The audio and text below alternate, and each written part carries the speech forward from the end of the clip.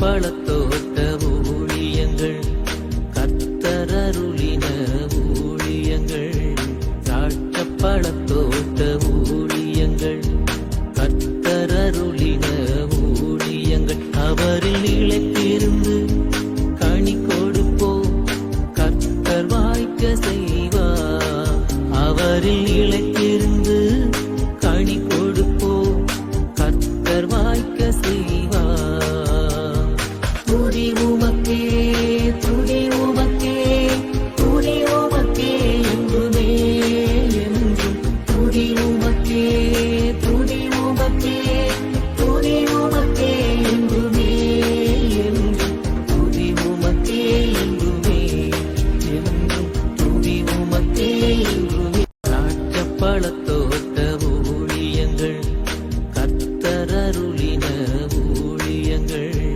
திராட்சை பழத்தோட்ட ஊழியங்கள் கர்த்தரருளின ஊழியங்கள் அவரில் நிலைத்திருந்து கனி கொடுப்போம் கர்த்தர் வாய்க்க செய்வார் அவரில் நிலைத்திருந்து கனி கொடுப்போம் கர்த்தர் வாய்க்க செய்வார் துதி உமக்கே துதி உமக்கே துதி உமக்கே என்றுமே என்றும் துதி உமக்கே துதி உமக்கே துதி உமக்கே என்றுமே என்றும் துதி உமக்கே என்றுமே என்றும் துதி உமக்கே என்றுமே.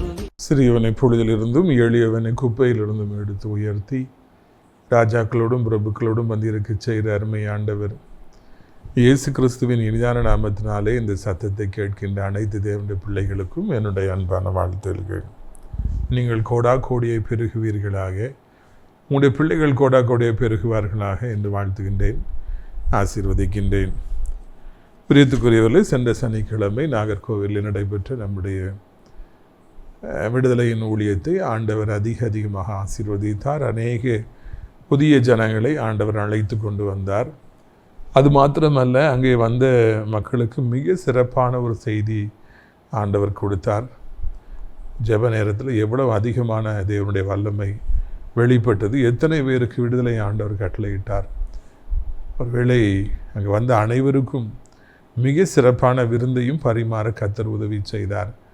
ஜெபித்த பங்கு பெற்ற ஒவ்வொருவருக்கும் உதவி செய்த ஒவ்வொருவருக்கும் நன்றிகளை தெரிவித்துக் கொள்கிறேன். இந்த சனிக்கிழமை கர்த்தருக்கு சித்தமானால் மார்த்தாண்டம் வெட்டுமணி ஜங்ஷன்ற பாடத்துக்கு கீழாக இருக்கிற ஒய்எம்சி ஹாலில் வைத்து நம்முடைய விடுதலை நாள் கூட்டங்கள் நடைபெறும். பங்கு பெறுங்கள், ஆசீர்வதிக்கப்படுங்கள். பிரியத்துக்குரியவர்கள், நம்முடைய ஊழியத்தின் சார்பாக கெட்டப்பட்டு நடத்தப்பட்டு வருகிற அடைக்கலான் குருவி எனப்பட்ட ஆவிக்குரிய முதியோர் இல்லத்தை நீங்கள் மறந்து விடாதிருங்கள். எவ்வளவோ முதியோர் இல்லங்கள் வந்துவிட்டன, ஆனால் இது ஒரு ஆவிக்குரிய முதியோர் இல்லம். அங்கே 3 வேளையும் இருக்கிறவர்கள், முக்கியமாய் தாய்மார்கள் கூடி ஜெபிக்கின்றார்கள். அது மாத்திரமல்ல, தினந்தோறும் நல்ல நல்ல ஊழியக்காரர்களும் குருமார்களும் வந்து அங்கே கூட்டங்களை நடத்தி அவர்களுக்கு நல்ல செய்தியை கொடுத்து ஆறுதலை சொல்லுகிறார்கள். 3 வேளையும் அவர்களுக்கு விதவிதமான உணவுகளை நாம் பரிமாறுகிறோம். எனவே இந்த ஆவிக்குரிய முதியோர் இல்லத்தில் சேர்வதற்கு இதுதான் சரியான நேரம். ஒரு மாதம் இப்போ தான் ஆரம்பிச்சிருக்குது. விரும்பியவர்கள் நீங்கள் என்னை தொடர்பு கொள்ளலாம் என்று உங்களை அன்போடு கூட நான் அழைக்கின்றேன். பிரியத்துக்குரியவர்களே, நம்முடைய ஊழியத்தை சார்ந்த நிறைய குடும்பத்தார் இருக்காங்க, எக்கச்சக்கமாக இருக்கிறாங்க, உலகம் முழுக்க இருக்கிறாங்க. அதில் ஒரு சில குடும்பங்களிலே நல்ல வரன்களை எதிர்பார்த்துட்ருக்காங்க. இன்னும் சில குடும்பங்களிலே திருமணமாகி சில காலத்திலே அது உடைந்து விட்டது. அது மிகவும் துரதிர்ஷ்டவசமானது. அதுக்காக நம்ம அப்படி இருக்க முடியாது. வேறு நல்ல காரியங்களை நாம் பார்க்க வேண்டும். அதில் சில மக்களை நான் உங்களுக்கு அறிமுகப்படுத்த விரும்புகிறேன். ஏற்கனவே நான் உங்களுக்கு சொன்னேன், அம்மாவும் மகளும் நம்ம ஊழியத்தில் ரொம்ப வருஷமாக இருக்கிறாங்க, நல்லா ஜெபிக்கிறவங்க. பேத்தி இது திருமணமாகி சில நாட்களிலே உடைந்து விட்டது. அவர்களுக்கு 27 வயது ஆகிறது, பிஇ முடிச்சிருக்காங்க, நல்ல வேலையில் இருக்காங்க. வேலை செய்கின்ற நல்ல ஜெபிக்கின்ற மணமகன் தேவை. அதே போலவே நமது ஊழியத்தை சார்ந்த இன்னொரு குடும்பத்தார் 15 வருஷமாக இருக்காங்க. அவங்க ஃபோட்டோலாம் நீங்கள் இப்போ பார்க்கலாம். அவங்க அம்மா, அவங்க அப்பாலாம் நம்ம ஊழியத்தை நேசிக்கிறவங்க, அக்கா பிள்ளைகள் ஃபோட்டோலாம் இருக்காங்க. அவங்களுடைய அக்கா குடும்பத்தால் வந்து ஒரு கம்பெனி வச்சுருக்காங்க. அதில் 100 பேர்கிட்ட வேலை பார்க்குறாங்க. அந்த கம்பெனிக்கு மேனேஜராக தம்பி இருக்கிறாங்க. அவருக்கு இப்பொழுது 37 வயது ஆகிறது. முதல் திருமணம் முறிந்து விட்டது. நல்ல ஒரு ஜெபிக்கிற மணமகளை அவர்கள் தேடுகிறார்கள். எனவே நீங்கள் இதற்கு விரும்பினால் நீங்கள் என்னை தாராளமாக தொடர்பு கொள்ளலாம். அதே போலவே திருச்சியில் நமது ஊழியத்தை சார்ந்த ஒரு அன்பு குடும்பத்தார் இருக்கிறார்கள். அவர்கள் ஃபோட்டோவை நீங்கள் பாருங்கள். அம்மா அப்பாலாம் நல்ல மேன் மக்கள், நல்ல குடும்பத்தை சார்ந்தவர்கள். அப்படியே மூத்த மகன் 2 பையங்க. மூத்த பையனுக்கு இதே போல் திருமணம் பிரச்சனை, சட்டப்பூர்வமாய் பிரிந்து விட்டார்கள். வீட்டோடு இருக்கிற நல்ல ஜெபிக்கிற ஒரு மணமகள் தேவை. இதை நீங்கள் மனதில் வைத்துக் கொள்ளுங்கள். கர்த்தர் உங்களை ஆசீர்வதிப்பாராக.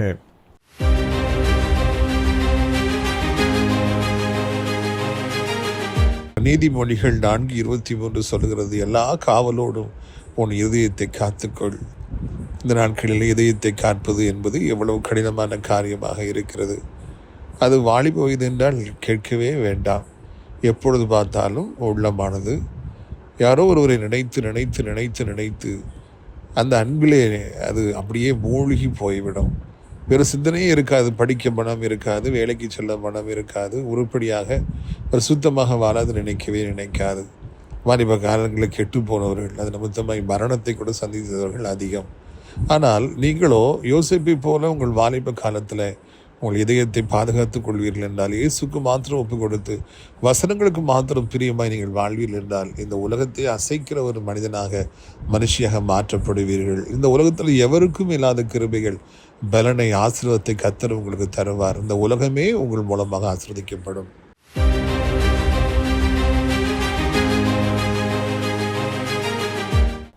இந்த நாளில் நம்முடைய பிரயோஜனத்திற்காக மார்க்கு 5வது அதிகாரம் 25ஆம் வசனம் முதல் நான் வாசிக்க விரும்புகிறேன். அப்பொழுது 12 வருஷமாய் பெரும்பாடுள்ள ஒரு ஸ்திரீ அநேக வைத்தியர்களால் மிக வருத்தப்பட்டு தனக்கு உண்டானவைகளெல்லாம் செலவழித்து சற்றாகிலும் குணமடையாமல் அதிக வருத்தப்படுகிற பொழுது இயேசுவை குறித்து கேள்விப்பட்டு, நான் அவருடைய வஸ்திரங்களை ஆகிலும் தொட்டால் சொஸ்தமாவேன் என்று சொல்லி, ஒரு பெண், ஒரு ஸ்திரீ என்று பைபிளில் வாசிக்கிறோம். She is a woman. She is a very lonely woman. There is no news about her husband, her father, her mother, her siblings, nothing doing. யாருமே அவங்களுக்கு இருக்கிற மாதிரி தெரியல. She is left all alone to sail through, to journey through. யாரும் இல்லாமல் தனிமையிலே அவங்க வாழணுங்கிற ஒரு கட்டாயத்துக்குள்ளே அவங்க தள்ளப்பட்டிருப்பதை காண்கிறோம். எதுக்காக அவங்க அந்த நாளில் இவ்வளோ தனியாக இவ்வளோ வருத்தத்தில் இருக்காங்கன்னா, அதுவும் ரீசன் இருக்குது. அவங்களுக்கு உடம்பு சரியில்லை 12 வருஷமாக. அதற்காக ட்ரீட்மெண்ட் எடுத்து எல்லா சொத்துக்களையெல்லாம் விற்று பார்த்து ஒன்றும் நடக்கலை, சுகமாகலை. அதனால் யாருமே இல்லை. ஒரு மனிதனுக்கு வியாதி வந்து விட்டாலே மிகவும் கஷ்டம்தான். அதுக்கு பிறகு மெய்யான சந்தோஷம் என்பதே இருக்காது. ட்ரீட்மெண்ட்டுக்குன்னு ஓடி வாழ்க்கையை வெறுத்து விடும். இப்பொழுது கூட நான் ஒரு ஹாஸ்பிட்டலுக்கு போயிட்டு வரேன். அங்கே இரவு நேரம், ஞாயிற்றுக்கிழமை இரவு நேரம். சரி, கூட்டமே இருக்கான்னு பார்த்தா அங்கே 100கணக்கில் ஆட்கள் இருக்காங்க. எல்லா டாக்டர்ஸ்டையும் ஆட்கள் ஃபுல்லாக நின்றுட்டுருக்காங்க. ஸோ இந்த மாதிரி வியாதி என்று பணம் போகிறது, அலைச்சல், அங்கேயே போய் காத்து கிடக்கணும், ஊசி, ஓரளவு தான் கெஸ் பண்ணி தான் ட்ரீட்மெண்ட் கொடுக்குறாங்க. என்ன வியாதின்னு கண்டுபிடிக்கிறதுக்கே ரொம்ப காலம் ஆகுது. கண்டுபிடிச்சாலும் என்ன ட்ரீட்மெண்ட் சொல்லி தெரியல. நிறைய பிரச்சனைகள் அந்த வியாதி வந்தாலே. ஆக வியாதியுடைய உச்சக்கட்டமாக எல்லா சொத்துக்களும் போகிறது. அவங்க தனித்து விடப்படுறாங்க. அதுதான் நம்ம முக்கியமான காரணம். இவ கூட இருந்தால் வியாதி தான். இவ கூட இருந்தால் இவ்வளோ தூக்கி தான் சுமக்கணும். வேண்டாம் இவளே வேண்டான்னு சொல்லிட்டு எல்லோரும் ஓடிடுறாங்க. எல்லோரும் போயிடுறாங்க, தனிமையில் படுத்தப்படுறாங்க. So when you fall sick you will expect others very much. நமக்கு உடம்பு சரியில்லாமல் போகும்போது தான் நம்ம எல்லாரையும் தேடுவோம். யாராவது என்னை பார்க்க மாட்டாங்களா, அம்மா பார்க்க மாட்டாங்களா, அப்பா பார்க்க மாட்டாங்களா, கணவன் பார்க்க மாட்டானா, மனைவி பார்க்க மாட்டாளா, பிள்ளைகள் பார்க்காதா. வியாதி வரும்போது தான் நம்ம அதிகமாக எல்லாரையும் தேடுவோம். அப்போ தான் அதிகமாக எல்லோரும் நம்மளை விட்டு போவாங்க. வியாதியஸ்தர்களை பார்க்குறது ஒரு கஷ்டமான காரியமாக சமுதாயம் நினைக்கின்றது, ஒரு சுமையாக நினைக்கின்றது. வியாதியஸ்தர்கள் பக்கமே போகக்கூடாது, போனால் நமக்கு அந்த வியாதி வந்துவிடும் என்று ஒரு கூட்டம் நினைக்கின்றது. போகாத என்று தடுக்கிற எத்தனையோ ஒரு கூட்டம் இருக்கின்றது. ஏதோ ஒரு பெரிய பாவம் செய்து விட்டான், அதனால தான் இவனுக்கு இவ்வளோ பெரிய வியாதி வந்திருக்கிறது என்று நியாய தீர்ப்பு வழங்குகிற ஒரு கூட்டம் வந்திருக்கிறது. இவன் புத்திக்கு தானே இந்த வியாதி வந்துச்சுன்னு சொல்கிறதுக்குன்னு நியாய தீர்ப்பு கொடுக்கறதுக்கும் ஒரு கூட்டம் வந்திருக்குது. உண்மையிலேயே பரிதாபப்பட்டு நம்மை நேசித்து நம்மை தூக்கி சுமப்பதற்கு இந்த பூமியில் ஆண்டவர் இருக்கிறார். இல்லைன்னா ரொம்ப ஒரு சில நல்ல உள்ளம் படைத்தவர்கள் இருப்பாங்க. அப்படிப்பட்டவங்களாம் ரொம்ப ரேராக தான் இருப்பாங்க. அதனால் முதல்ல நம்ம ஜெபிக்கணும், ஆண்டவரை எனக்கு வியாதி வர வேண்டாம், நான் என்னை யாரும் தூக்கி சுமக்கக்கூடிய நிலைமை ஒரு காலம் எனக்கு வரக்கூடாது. ஒரு புதிய மாதத்துக்குள்ளே பிரவேசிக்கிறீங்க, புதிய வருஷத்துக்குள்ளே பிரவேசிக்கிறீங்கன்னா எனக்கு இந்த மாதத்தில் வியாதி வேண்டாம். ஒரு நாளுக்குள்ளே ஒரு நியூ டேக்குள்ளே நீங்கள் வரும்போது கூட ஜெபிக்க வேண்டிய முதல் காரியமே, அப்பா எனக்கு வியாதியே வேண்டாம், எனக்கு விபத்தே வேண்டாம், நான் யாரையும் சார்ந்திருக்கும்படியான ஒரு சூழ்நிலையே வேண்டாம், நான் யார்ட்டையும் போய் கடன் கேட்க வேண்டிய ஒரு சூழ்நிலையே வேண்டாம், யாருக்கும் நான் ஒரு பாரமாக இருக்கக்கூடிய ஒரு சூழ்நிலையே வேண்டாம், என்னை ஆசீர்வாதமாய் மாற்றுங்க, எல்லாரும் என்னை விரும்புகிற ஒரு பாண்டமாக என்னை மாற்றுங்க, நீ வேண்டும் என்று சொல்லுகிற பாத்திரமாக என்னை மாற்றுங்கன்னு சொல்லி நீங்கள் ஜெபம் பண்ணுங்க. அந்த அனுபவங்கள் பிறருக்கு பாரமாக நம்மை நினைத்து நம்மை பார்க்கிற, எரிந்து விழுகிற, கோவப்படுகிற அந்த சூழ்நிலைகள் எல்லாம் மிகவும் வேதனை தருகின்றவைகளாக இருக்கின்றன.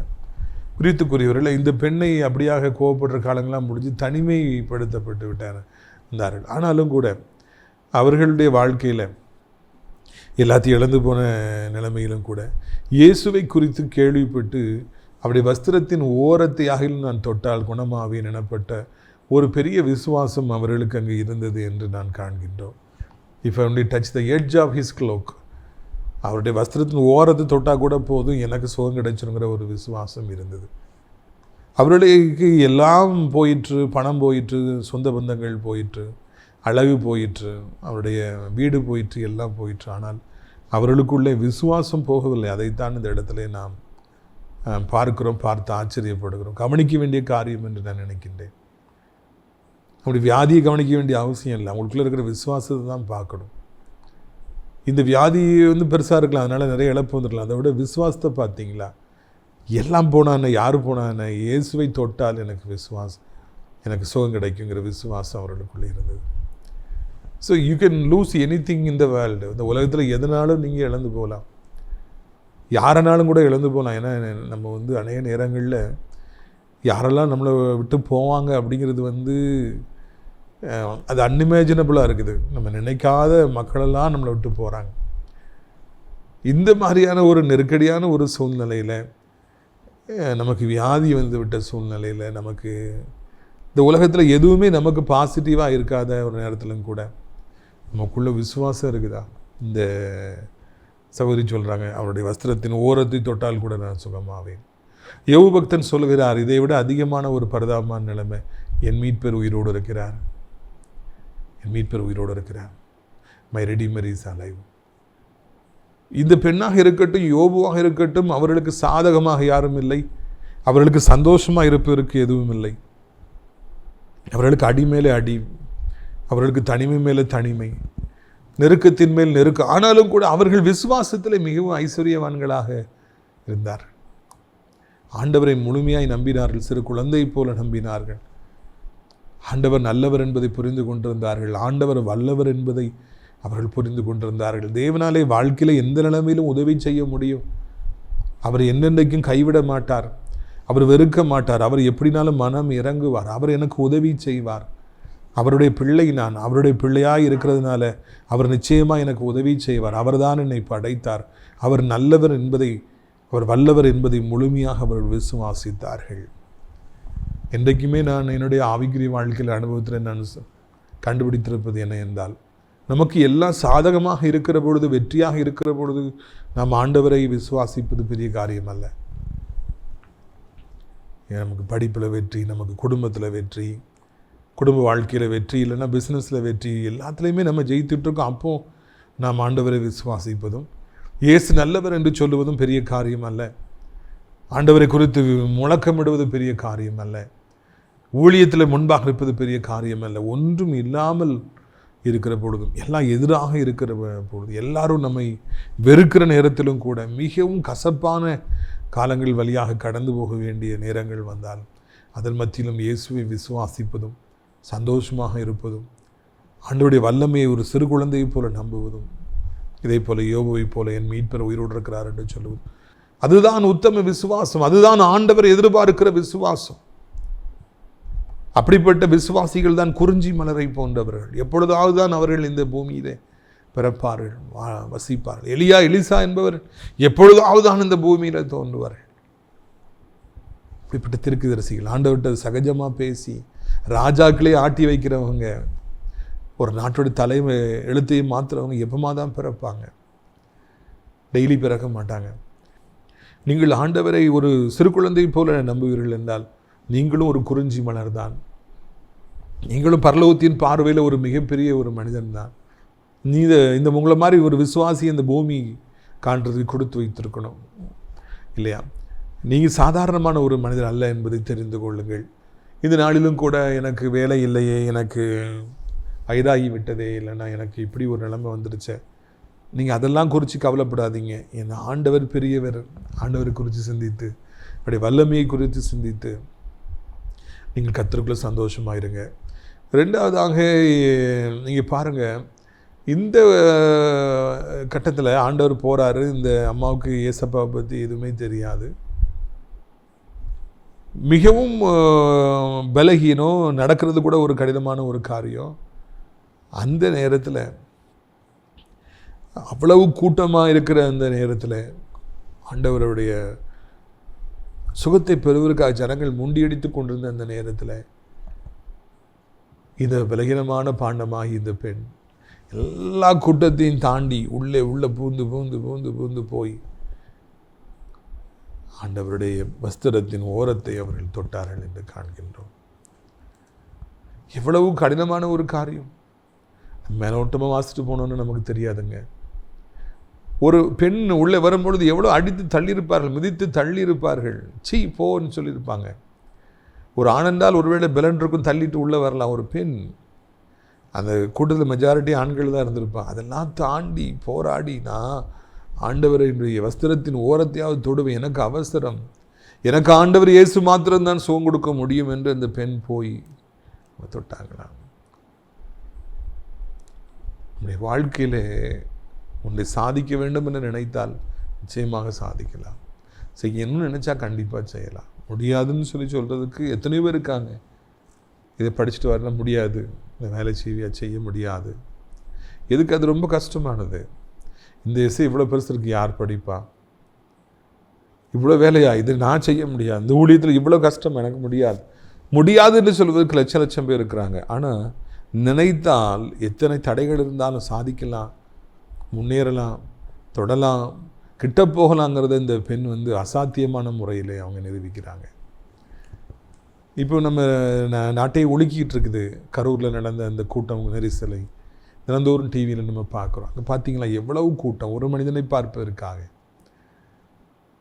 நான் வேறு எதையும் பற்றி பேச வரல. ஒருவேளை இதை போலத்தானே இயேசுவை பார்ப்பதற்கும் கூட்டம் கூடியிருக்கும். மக்கள் இப்படி தானே நெறித்திருப்பார்கள். இதையெல்லாம் தாண்டி தானே அந்த பெண்ணும் போயிருப்பாங்க. ஸோ உங்கள் பலகீனத்தை பற்றியே நீங்கள் நினச்சிட்டு இருக்காதீங்க. உங்களுக்கு இருக்கிற பிரச்சனைகளையே நீங்கள் நினச்சிட்டு இருக்காதீங்க. என்னை பற்றி அவங்க இப்படி பேசுகிறாங்களே, இவங்கள இப்படி பேசுகிறாங்களே நினச்சிட்டே இருக்காதீங்க. நாளைக்கு இவ்வளோ தேவை எனக்கு இருக்குதே, நான் இவ்வளோ கொடுக்குறேன்னா என்னை என்ன பண்ணுவாங்க எனக்கு தெரியல, அதையே நினச்சிட்டு இருக்காதீங்க. இன்னைக்கு இப்பொழுது உங்களுக்கு என்ன கடமை இருக்கிறதோ அதை முழு பலத்தோடு செய்யுங்கள். வெற்றி பெற்று விடலாம், இதை சாதித்து விடலாம், முன்னேறி விடலாம், பார்த்துக்கலாம் அப்படிங்கிற ஒரு போராடுகிற ஒரு ஃபைட்டிங் ஸ்பிரிட், ஒரு மனப்பான்மை தேவனுடைய பிள்ளைகளாகி நமக்கு மிகவும் அவசியமாக இருக்கிறது. போராடாமலேயே நாம் வாழ்க்கையில் ஏன் தோல்வியை ஒத்துக்கொள்ள வேண்டும்? ஜெபிக்காமலேயே நாம் ஏன் தோல்வியை நாம் ஒத்துக்கொள்ள வேண்டும்? முயற்சி எடுக்காமலே நாம் ஏன் தோல்வியை ஒத்துக்கொள்ள வேண்டும்? முயற்சித்து பார்த்தால் என்ன, போராடி பார்த்தால் என்ன? இந்த சகோதரி அவர்கள் எல்லாரையும் மீறி ஆண்டவரை தொட்டது மாதிரி நாமும் நினைத்தால் நிச்சயமாக ஒரு வழியை வாழ்க்கையில் ஏற்படுத்தி கொள்ளலாம். வாழ்க்கையில் வெற்றி பெறலாம், சாதிக்கலாம், முன்னேறலாம். நம்முடைய வாழ்க்கையில் எதுவுமே நமக்கு ஒரு பெரிய காரியமாக தெரியாது என்பதை உங்களுக்கு நான் நினைவூட்டும்படியாக விரும்புகின்றேன். இந்த பெண் ஆண்டவருடைய வஸ்திரத்தின் ஓரத்தை தொட்டால் கூட போதும், எனக்கு சுகம் கிடைக்கும் என்று அந்த வஸ்திரத்தின் ஓரத்தை அவர்கள் தொட்டார்கள். இதுதான் என்னை அதிகமாக என்னை பாதித்த விசுவாசம். வஸ்திரத்தை போய் பிடிப்பேன் அப்படின்னு சொல்லி அவங்க சொல்லலை. வஸ்திரத்தின் ஓரத்தை தொட்டால் கூட எனக்கு சுகம் உண்டு என்று அவர்கள் சொன்னார்கள். பிரியத்துக்குரியவர்களே, சற்று சிந்தித்து பாருங்கள். நம்முடைய ஆண்டவருடைய வஸ்திரத்தின் ஓரத்தை தொட்டால் கூட எனக்கு சரியா, அவளுக்கு அவ்வளோ வல்லமை இருக்குது, எனக்கு எல்லாம் வேண்டாம், அந்த எட்ஜி போதும் அங்கிற அளவுக்கு அவங்களுக்கு ஒரு விசுவாசம். சுகம், என் மகளுக்கு சுகம் வேணும்னு சொல்லி அந்த பெண்ணு கேட்குறாங்க. நாய்களுக்கு அப்பத்தை எப்படி எடுத்து பிள்ளைகளுடைய அப்பத்தை எப்படி போட முடியும்னு கேட்குறாங்க. உடனே அந்த பெண் சொல்கிறாங்க, எங்களுக்கு அந்த அப்பம் வேண்டாம், அந்த பிள்ளைகள் சாப்பிடும்போது துணிக்கீழ் கிரம்ஸ் கீழே ஒன்றும் இல்லை, நாய்க்குட்டி சாப்பிடலாம், அதை எங்களுக்கு தாங்க, அந்த சின்னதாக எங்களுக்கு கொடுத்தா கூட போதும், நாங்கள் வெற்றி பெற்று விடுவோம், சுகம் பெற்று விடுவோம் என்று அந்த பெண் சொன்னார்கள். நம்முடைய ஆண்டவருக்கு ஏராளமான வல்லமை இருக்கிறது. வியாதியை தீர்க்க வேண்டுமா, மரண கண்ணிகளை உடைக்க வேண்டுமா, செய்வனைகளை உடைக்க வேண்டுமா, வேலை கிடைக்க வேண்டுமா, பிள்ளை செல்வம் கிடைக்க வேண்டுமா, இல்லை என்றால் வீடு கட்ட வேண்டுமா, இல்லை என்றால் வாழ்க்கையில் சாபங்களை மாற்ற வேண்டுமா, நடக்காத காரியம் என்று எதுவும் இருக்கிறதா? இல்லை, எல்லாமே நடக்கும். அவருக்கு எக்கச்சக்கமான வல்லமை இருக்குது. அதில் ஒரு சின்ன பகுதியை நாம் அடைந்து விட்டால் கூட, தொட்டு விட்டால் கூட நம்முடைய வாழ்க்கையில் எல்லாம் நமக்கு வாய்த்து விடும் என்பதையே இந்த அன்பு மகளுடைய விசுவாசம் நமக்கு காண்பிக்கின்றது. இவங்க போய் அப்படி தொட்ட உடனே அந்த வியாதி அவங்கள விட்டு போயிடுச்சான். இதில் நல்லா தெரிஞ்சுக்கணும், வஸ்திரத்தினால அவங்க சுகமாகலை. அதை ஆண்டவர் சொல்கிறார், நீ போ, உன் விசுவாசம் உன்னை ரட்சித்ததுன்னு அவர் சொல்கிறார். It is not the cloak or it's not the dress. அவங்களுடைய விசுவாசம் தொட்டால் கூட போதும், அவங்க விசுவாசிச்சாங்கல்ல, அதுதான் அவங்களுக்கு வெற்றியை கொண்டு வந்தது. அதான் ஆண்டவர் சொல்கிறார், உன் விசுவாசம் உன்னை ரட்சித்தது, என் ட்ரெஸ்ஸு உன்னை ரட்சிக்கலை. இன்றைக்கி நிறைய பேர் இங்கே தான் இடறி விழுறாங்க, நிறைய காரியங்களை விக்கிரகமாக்குறாங்க.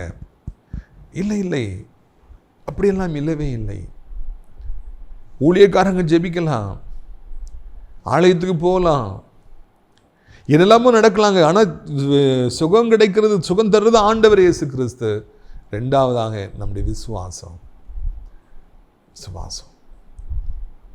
நீ இப்போ உன் விசுவாசம் தான் உன்னை ரட்சித்தது மகளே. இந்த வஸ்திரமோ நானும் உன்னை ரட்சிக்கலை, என்னுடைய விசுவாசம் உன்னை ரட்சித்தது என்று ஆசீர்வதித்து ஆண்டவர் அனுப்புகின்றார். எல்லா வியாதிக்கும் மருந்து விசுவாசமே. எல்லா வறுமைகளையும் முறிப்பதற்கான மருந்து, சரித்திரத்தை ஓடுவதற்கான மருந்து விசுவாசமே. அதைத்தான் ஆண்டவர் சொல்லுகிறார். அவருடைய வல்லமை புறப்பட்டு செல்கிறது. ஆண்டவருடைய வல்லமை புறப்பட்டு செல்கிறது. அந்த வல்லமை புறப்பட்டு போன உடனே அந்த இடத்தை நான் வாசிக்க விரும்புகிறேன். பாருங்கள், மார்க்கு 5வது அதிகாரம் 30வது வசனம். உடனே இயேசு தம்மிலிருந்து வல்லமை புறப்பட்டு தமக்குள் அறிந்து ஜனக்கூட்டத்தில் திரும்பி என்னை வஸ்திரங்களை தொட்டது யார் என்றார். 33 தன்னிடத்தில் சம்பவித்ததை அறிந்து அந்த ஸ்திரீயானவள் பயந்து நடுங்கி ஒரு முன்பாய் விழுந்து உண்மையெல்லாம் அவருக்கு சொன்னார். சுகம் கிடைச்சோட இந்த அம்மா அப்படி சைலண்ட்டாகவே போயிடலான்னு நினைக்கிறாங்க. ஆனால் ஏசு யார்?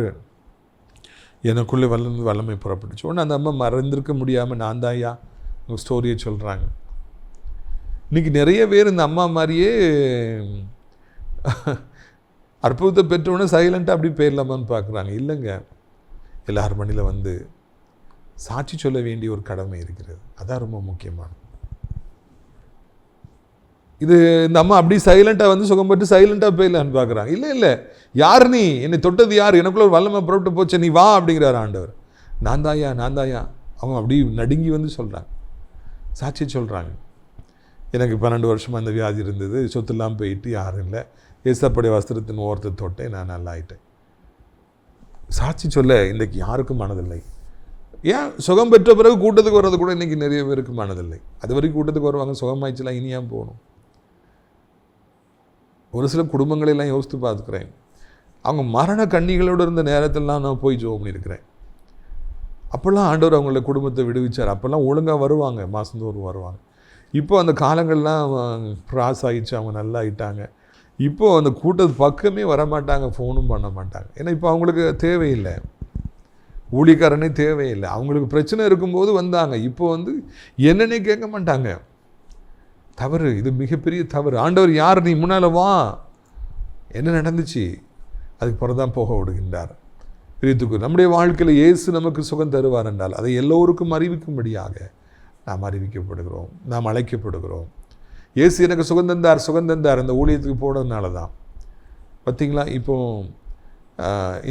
இன்றைக்கி நான் காலையில் முதல் ஞாயிறு என்கிறபடினாலே ஒரு ஹஸ்பண்ட் அண்ட் ஒய்ஃப் வந்தாங்க. அவங்கள நான் ஃபஸ்ட்டு டைமாக இந்த சண்டேயில் மீட் பண்ணுறேன். அப்போ அவங்க சொல்கிறாங்க, வீட்டில் செய்வினை வச்சுருந்ததுனால அவங்களுக்கு சாப்பிடவே முடியாது, சாப்பிட விருப்பமே இருக்காது, கொஞ்சோடு தான் சாப்பிட முடியும், வாமிட்டு வந்துடும், வாய் கசக்கும், வாயை கட்டி வச்ச மாதிரியே இருக்கும். அவங்க சாப்பிட்டு பல மாதங்கள் ஆகிவிட்டது. ஆனால் 3 மாதமாக நம்ம கூட்டத்துக்கு வராங்க. நம்ம கூட்டத்தில் நல்லா நிறைய அவங்க சாப்பிடுவாங்களாம், வாயில் கட்டலாம் போயிடுமா, சொல்லுவாங்களாம் இல்லாட்டி, இந்த பாருங்கள் நான் எவ்வளோ சாப்பிட்றேன், வீட்டுக்கு போயினா சாப்பிட முடியாது. நம்ம ஊழியத்தில் வந்து அந்த ஆசீர்வாதத்தை நான் நின்று ஜெபிச்சு ஆசீர்வதிக்கிறதுனால அது சாப்பாடை எல்லாரும் சாப்பிட்றாங்க, எல்லாருக்கும் நல்லா இருக்குது. இந்த அம்மாவும் சாப்பிட முடியாதவங்க வந்தோடனே அங்கே நல்லா சாப்பிட்றாங்க. ஆனால் வீட்டுக்கு போன உடனே அந்த சாப்பாடை சாப்பிட முடியல, எனக்கு சத்துரு கட்டிருக்கியான்னாங்க. நான் உடனே ஜோம் பண்ணா உருண்டு அவங்க போனாங்க. அவங்களுக்கு வந்து ஆவி புறப்பட்டு போயிட்டு நிரந்தரமான விடுதலை கர்த்தர் கொடுத்தார். இனி வீட்டில் போய் சாப்பிடலாம் அப்படிங்கிற சூழ்நிலை வந்தேன். ஆனால் அவங்களுக்கு அப்படி ஒரு பிரச்சனை இருக்குன்னு எனக்கு தெரியாது. 1000 பேர் கூட்டத்தில் வராங்க. அவங்க தனிமையில் சந்திக்கும் பொழுது தான் இதை சொல்கிறாங்க. இதே இது கூட்டத்தை சாட்சி நேரத்தில் முன்னால் வந்து சொன்னால் எவ்வளோ நல்லாயிருக்கும். அப்பாவும் அவங்க அறியாத மக்கள் வேணுக்கெல்லாம் அப்படி பண்ணலை. நிறைய பேர் பயத்தினாலே அப்படி செய்கிறதில்ல, சாட்சி சொல்கிறதில்ல. நம்ம சொல்லுவோம் என்றால் அது அநேகருக்கு ஆசீர்வாதமாக இருக்கும் என்பதில் சந்தேகமே இல்லை. கர்த்தர் உங்களுக்கு செய்த உபகாரங்களை, தந்த சுகத்தை அனைவருக்கு நீங்கள் அறிவியுங்கள். அப்பொழுது ஆண்டோடு நாமம் மகிமைப்படும்.